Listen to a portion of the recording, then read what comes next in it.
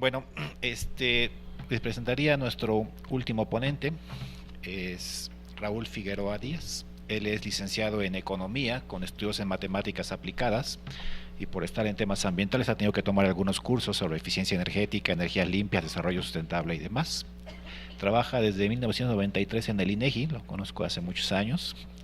Actualmente es director de cuentas satélites y básicamente es el experto en el área de cuentas nacionales ambientales en los ámbitos tanto a nivel nacional como internacional. Yo le digo que se la pasa viajando, dando cursos y demás. Él dice que no es suficiente, pero demás. Y lleva un proyecto muy interesante sobre las cuentas económicas, en particular tiene muchos como temas. Están las cuentas del verdes que tienen que ver con recursos forestales, las cuentas grises con las cosas de contaminación, emisiones y demás, y uno en particular que yo supongo que es el que les voy a hablar el día de hoy, tiene que ver con las cuentas azules o las cuentas del agua, que es la valoración económica de los gastos y degradación del recurso agua. Raúl, por favor. Muchas, gra muchas gracias, Arturo. Gracias a ti y particularmente a los organizadores de este evento, porque la verdad que se agradece siempre la confianza que tienen en que podamos aportar, aunque sea una rayita más a todo el volumen que tenemos que armar en algún momento dado de todos los problemas que tenemos en materia de agua, ¿no? Particularmente a Ricardo Rodríguez, que siempre cree en nosotros, a Gerardo Leiva, que encabeza el área de investigación del INEGI muy atinadamente, diría yo, y particularmente a los compañeritos que hacen posible este evento, ¿verdad? Porque a veces uno no mira al que nos acerca el cafecito, al que nos ubica el lugar, etcétera, pero que todo el esfuerzo que hace el INEGI con, en este caso con la UAM, es muy loable, ¿no? Porque no es fácil congeniar a tantos investigadores, diría yo, tantos expertos que aportan mucho a la temática, pero que visto desde la frontera del usuario aportamos mucho a la temática, me incluyo, pero que de repente las soluciones parecen todas seguir en curso, ¿no? Como que uno ya quisiera haber resuelto la problemática del agua y por mucha información que sacamos, por mucho datos que sacamos, algo está ocurriendo que no encontramos como hacer el momento preciso como para trasladar el conocimiento que tenemos del fenómeno a las soluciones adecuadas, ¿no? O sea, y lo digo así porque desde que yo me recuerdo el problema de la escasez del agua persiste. Problemas como cómo medimos, por ejemplo, un precio adecuado, un precio social o un precio justo del agua, siguen existiendo, ¿no? Además, quien revisa PIGU por allá de 1929 ya había problemas de efectos negativos a través de la famosa externalidad negativa, ¿no? Además, o más atrás, David Ricardo ya hablaba de esa, cuando analizaba a Adam Smith, reconocía incluso que Adam Smith sabía del problema de la escasez de los recursos naturales, pero también conocían de esa persistencia de la gran maquinaria que es la industria de seguir insumiendo incesantemente recursos naturales, pensando que son, digamos que eternos, ¿no? Y bueno, eternos son los problemas que estamos padeciendo. Entonces, a manera de entrar, no sé si alguien me pone la presentación, un poquito de entrar en detalle, voy a comenzar dando más bien las conclusiones de lo que yo hubiera querido finalizar, pero de repente no hay tiempo y antes de que el árbitro me amoneste con la amarilla, prefiero iniciar con esta, hablando de los problemas más que de las soluciones, ¿no? En efecto, ahora vemos que hay muchos datos, hay muchos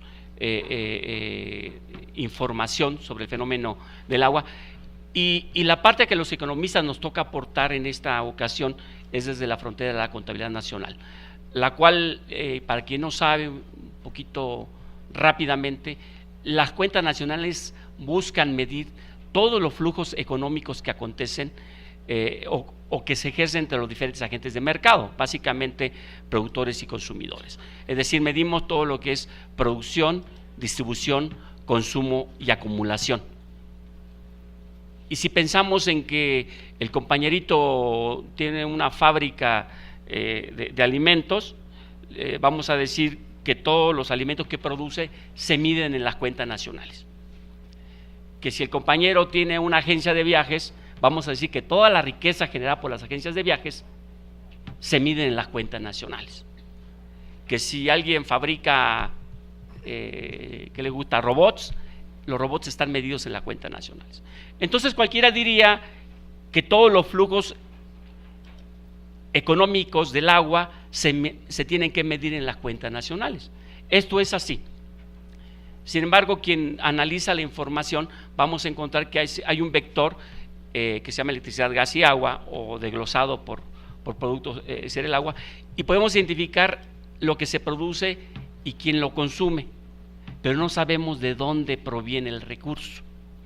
Entonces, con esto quiero decir que la contabilidad tradicional requiere de otros elementos técnicos como es la contabilidad satélite, como para hacer un menoscabo en este proceso, como para tratar de identificar qué es lo que está ocurriendo al interior del proceso.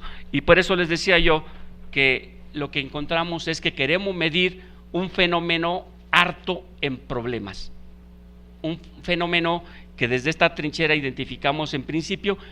Cuando uno hace economía, lo primero que dice es que la primera lección de economía es que buscamos hacer con el mínimo de recursos escasos el máximo de beneficios posibles, de manera jerarquizable.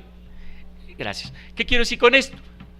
Que primero voy a tratar de solventar los problemas que tengo en orden jerárquico, aquellos que son más urgentes, como comer, como vestir, como pagar una renta, etcétera. El problema que identificamos acá es que si yo voy y abro el grifo del lavabo, voy a encontrar que el líquido está saliendo. Entonces quiere decir que en la jerarquización no voy a incluir el problema del agua, que como sale del grifo, entonces automáticamente yo no me meto en un problema de hacer economía. Entonces desde este lado diríamos que pareciera ser que el fenómeno o el problema del agua no tiene nada que ver con la economía, desde el punto de vista del usuario, para que no se interprete inadecuadamente, ¿no? Sin embargo, desde el punto de vista institucional, o particularmente de los proveedores del recurso, tenemos muy claro que hay un fenómeno enorme, un problema muy grave, que es el de la escasez. Y desde luego que entonces hay que meterlo en un sistema económico que nos permite identificar, ¿verdad?, que este asunto está… ¿O lo puedo quitar mejor? Sí, me trabajo mejor. Algo que particularmente nos mueve la atención también cuando lo analizamos desde el punto de vista económico es que como que no obedece a la ley de mercado. Esto es decir, cuando uno demanda un bien o un servicio, casi automáticamente en el libre mercado el precio tiende a subir. Pero ¿qué pasa cuando aumenta la población y demandamos más del recurso? Parece que lo único que es perfecto acá es la inelasticidad del recurso, es decir, no responde de manera adecuada a los cambios en la demanda, es decir, el precio no sube como consecuencia del cambio en la demanda. Entonces aquí tenemos un problema adicional, pero además a este problema, además de que es inelástico, ¿verdad?, encontramos también que por otro lado no hay un bien sustituto del recurso. Es decir, ese famoso efecto de sustitución no se puede dar en este bien. A lo mejor el compañerito puede utilizar, si tiene sed, se toma una Coca-Cola, pero como que bañarse con una Coca-Cola después está complicado, ¿no? Como que no es tan sencillo. Un compañero también del Senado decía, es como pensar, por ejemplo, que alguien se fuera a bañar con agua Bonafont, como que sería el baño más caro del mundo, ¿no? Yo creo que ni Cleopatra gastaría tanto en baño como nosotros si usamos agua Bonafont. Entonces, parece ser que tampoco se sujeta a este tipo de cuestiones. Esto es decir que por otro lado yo no puedo saber si el agua me es más indiferente que la Coca-Cola, por ejemplo, ¿no? ¿Cuál me produce más indiferencia? Depende de para lo que la vaya a utilizar. Y como en este caso el problema es que tenemos que abastecer de agua a más de 100 millones de habitantes, parece ser que si es un problema económico, que sí tenemos un problema de escasez y por lo tanto sí genera reacciones económicas, que sí hay que someterlo a cierto tipo de cosas. Un problema básico también es cuál es el precio del agua. Básicamente, cuando ustedes pagan en su recibo, el costo resulta ser más alto que el precio al que estamos pagando el agua. Es decir, extraer el agua resulta más caro que el precio que estamos pagando. Entonces ya tenemos otro problema muy grande y que se puede, digamos, graficar en algo que conocemos como subsidios perversos. Es decir, el agua tiene un subsidio que en lugar de permitirle incluirlo en las reglas básicas de la economía como la escasez, parece ser que fuera totalmente indiferente. Entonces, ahí tenemos un problema también bastante grave y razón por la cual yo concluiría en esta parte, ¿verdad?, que si es un tema económico, que la problemática de agua es un tema totalmente económico, que se tiene que abordar también desde la frontera económica, pero ojo, no particularmente, es decir, no solamente desde la frontera económica, sino desde diría yo, desde el análisis de manera no indiferente de las múltiples trincheras, desde la biología, desde la ecología, desde la geología, etcétera, etcétera, y que básicamente nos pudiera a todo mundo poner así como en el ruedo, ¿no? Entonces, en este sentido, la contabilidad nacional reconoce el problema de la escasez del agua, reconoce que hay que abordar, me ponen la presentación por favor, reconocen que hay que abordar el asunto desde esta trinchera también, pero muy importante reconoce que hay que hacerlo de manera ordenada también. Es decir, la contabilidad nacional nos permite a través de cuadros muy específicos como las cuentas de producción, como los cuadros de oferta y utilización, por ejemplo, identificar cuál es el agua desde su extracción del medio ambiente, su tránsito al interior de la economía y desde luego su retorno al medio ambiente, de mil maneras, ¿verdad? Entonces, en este caso, el manual que ya comentaba Ricardo, de contabilidad nacional, en este caso, el manual de cuentas económicas y entregadas del agua de las Naciones Unidas, nos ofrece una caja de herramientas básicas para poder armonizar de manera adecuada los diferentes flujos del agua, es decir, podemos saber quién ofrece el recurso y también quién lo demanda. Esto parece ser algo, en realidad se tejen de manera sencilla, sobre todo si contamos con el apoyo de la Comisión Nacional del Agua, como ha sido siempre, y claro, porque tenemos la información disponible, pero también te permite hacer una especie de auditoría técnica al interior de los cuadros. ¿Por qué? Porque si bien te permite saber quién está produciendo el agua, te permite saber quién la consume. Un amiguito decía que si algo no te cuadra entre lo que ofreces y entre lo que demandas, parece ser, decía, que el monstruo que es la sociedad que consume el agua toma mucha agua y parece ser que hace poquita pipí, ¿no? Entonces, en algún lado se tiene que llegar el recurso. Esto obedece a que los flujos tienen que generar igualdades y te permite saldar, o bien alguna de las cuentas que no conozca las podemos saldar si tiene todas las demás por diferencia. Entonces, en este sentido, nosotros decimos que las cuentas del agua, si bien es cierto que son una propuesta, digamos, internacional, digamos que de alguna manera la hemos nosotros adaptado al país, de tal manera que nos permite identificar no solamente los principales vínculos, que ya les decía, de la economía con el agua, sino también nos ayuda como a monitorear la presión que se ejerce sobre el recurso. Porque, nuevamente, cuando hablamos de la escasez, sabemos que el agua se está acabando, pero tampoco conocemos quién se la está acabando básicamente y de dónde la está extrayendo. Entonces, sería en el sentido que yo les comentaba, una especie de auditoría técnica, ¿no? Entre los principales argumentos, no sé hacia dónde se le apriete para acá, okay. Los antecedentes, bueno, me lo brinco, es un poquito los manuales internacionales, en este caso el sistema de contabilidad económica y ambiental del agua, el sistema de cuentas nacionales en sus diferentes versiones y particularmente el sistema de cuentas económicas y ecológicas. Quiero decir que en México, justamente en este equipo que hacemos al interior del Sistema Nacional de Información Estadística y Geográfica, somos de los países que llevamos, digamos, la vanguardia en elaborar cuentas de agua, además de que somos de los más recientes. No quiere decir que nos hayamos incorporado muy recientemente, quiere decir que tenemos más tiempo trabajando, pero que estamos publicando, como bien decía el compañero, a partir de 2008, ¿no? Y desde luego vamos a observar también que básicamente son los países desarrollados los que tienen perfectamente trabajado este fenómeno, ¿no?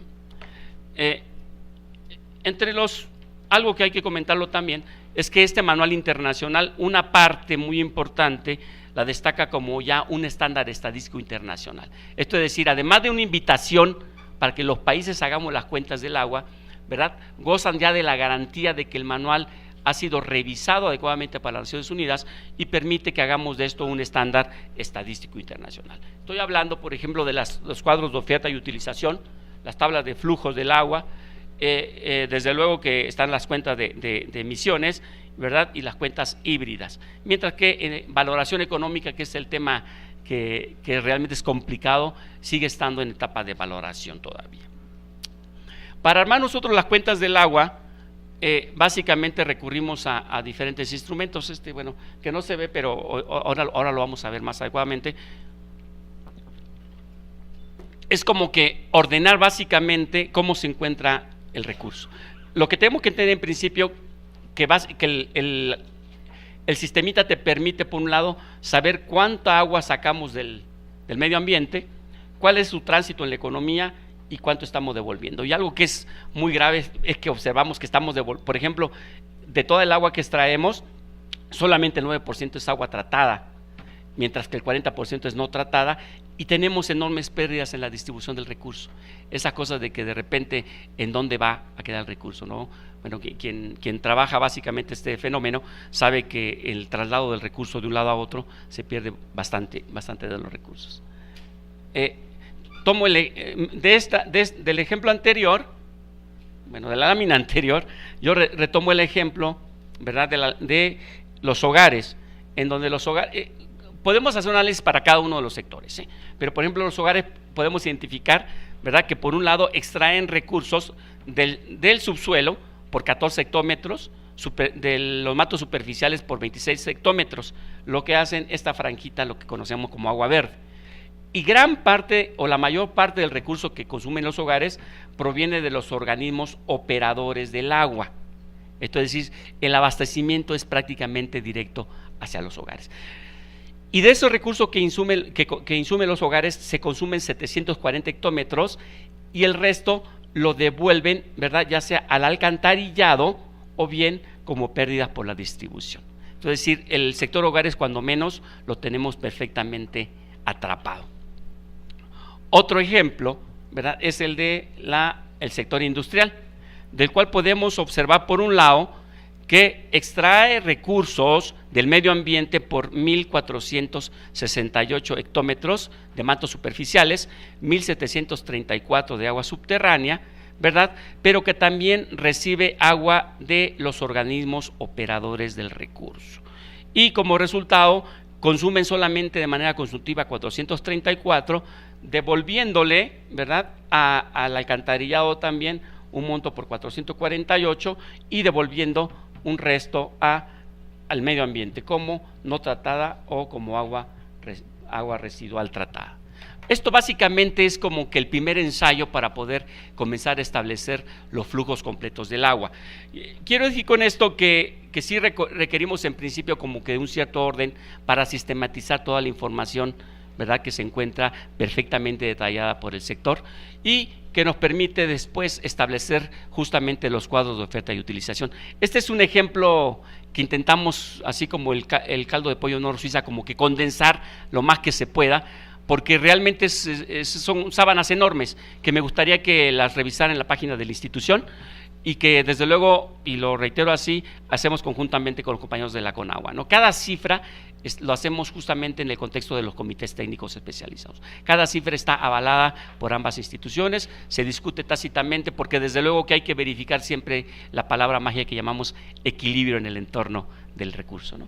Y bueno, como ya me amonestó don Arturo, solamente les comento que ya en los cuadros de oferta y de utilización nosotros podemos verificar por un lado, ¿verdad?, cuál es la disposición, por ejemplo, de la agricultura, ¿verdad?, que extrae 61,000 hectómetros y por otro lado recibe agua por 4,000 de otras unidades económicas para poder tener un uso total de 65,000. Y el uso de esa agua, ¿verdad?, ¿a dónde va a parar como oferta? Es, por un lado, tiene retornos al medio ambiente, ¿verdad?, no ofrece nada a otras actividades económicas, ¿no es cierto?, y se consume algo así como 26,000 hectómetros. Así de fácil y así de sencillo podemos aprovechar los cuadros de oferta y utilización. Saber quién genera el recurso o quién lo extrae, cuál es su tránsito por la economía y cómo se regresa a la frontera ambiental. Es un poco la matriz de flujos y básicamente nosotros podríamos aportar ya como consideraciones, ¿verdad?, finales, que por un lado el agotamiento del agua subterránea pesa aproximadamente el 0.3% del Producto Interno Bruto, mientras que las descargas o lo que costaría tratar las descargas de aguas residuales alcanzaría el 0.6% del PIB. Es decir, el problema del agua anualmente anda alrededor del 1% para el país. Quiero decir que este trabajo, justamente el esfuerzo que hacemos en conjunto con los compañeros del comité, redunda en que el trabajo que hemos hecho en México ha sido parte de considerado como una de las mejores prácticas de manera internacional y ha sido incorporado en el marco para el monitoreo de políticas públicas de las Naciones Unidas. Se ha dado el reconocimiento de que es una buena práctica para que otros países tomen el ejemplo de cómo armar las cuentas. Desde luego, adicionalmente trabajamos con otros países compañeros del área, porque también es como muy importante tener con quién reciclar las ideas, ¿no? Porque a veces uno se monta un soliloquio y considera que todo va muy bien conforme al manual. Entonces sí requerimos contrapartidas con quienes discutir, y en este sentido trabajamos apoyando el proceso técnico de cuentas de agua de América Latina, particularmente con Dominicana, Panamá, con Guatemala, entre otros países, lo que permite tener cuando menos congéneres con quienes trabajar, cuando menos en el idioma castellano. Muchas gracias.